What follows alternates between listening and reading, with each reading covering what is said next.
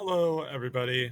I'm going to teach you today about homeostasis and negative feedback loops. The worksheet for today looks like this, and you're going to choose one of these four things. But before we get there, I'm going to tell you a little bit about homeostasis.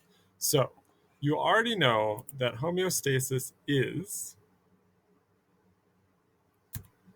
to maintain a constant internal environment. Okay, we are warm blooded, therefore, we keep our blood warm. We do it. We don't use the environment to heat us up, we heat ourselves up. If we go into a warm house, we stay at about 98 degrees. If we go outside in the cold, we stay at about 98 degrees, right? So, to maintain a constant internal environment, it's like we are taking the perfect environment with us. It's like we have a tiny ocean inside us. Okay, things our body does. We need to have the correct temperature, water levels and pressure, glucose and oxygen concentration, salt and electrolyte concentration, waste concentration, acid base balance. Oh my goodness. Fortunately, you never have to think about these things because your body has mechanisms to keep these environments steady. Okay, and what you're going to figure out today is what some of those things are that your body does. So, again, the maintenance of a constant environment inside the body is called homeostasis. Okay, so you have a constant temperature. You have a constant temperature of about 37 degrees. Okay, if you're in a hot environment, what are some things that you can do? You can sweat. Okay, sweating is a negative feedback. Heat creates sweat. Sweat lowers your temperature. That's a negative feedback. Okay, if you are cold, right, then your temperature is decreasing.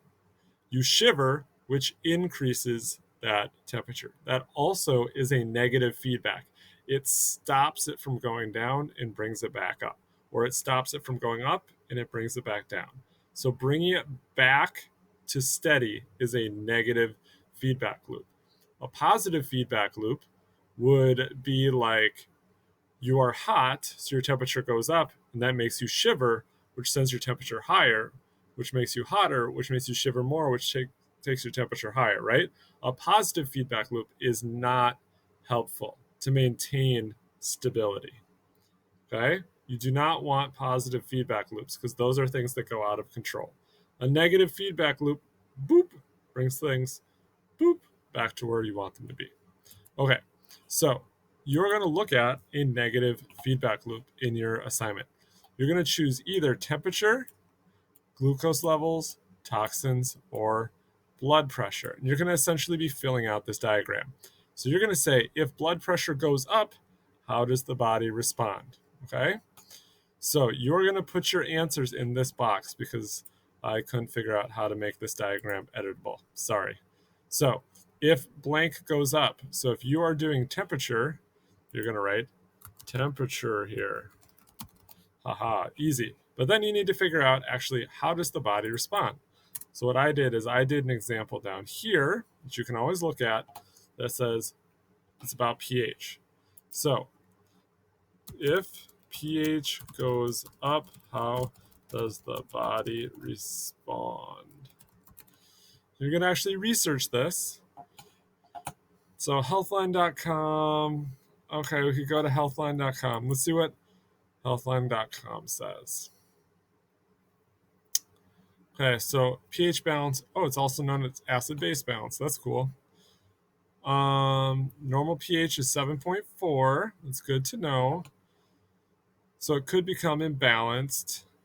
The lungs control your body's pH by releasing carbon dioxide. Carbon dioxide is a slightly acidic compound. Okay, so if I release more carbon dioxide, we'll have less acid. So then I come here and I fill out my table saying this is what the body does. The body exhales less carbon dioxide, so the pH goes down. Then the pH levels return to homeostasis. Okay, I have to be done with my video. Email me if you have any questions. Put your answers here. Have a great day. Woo!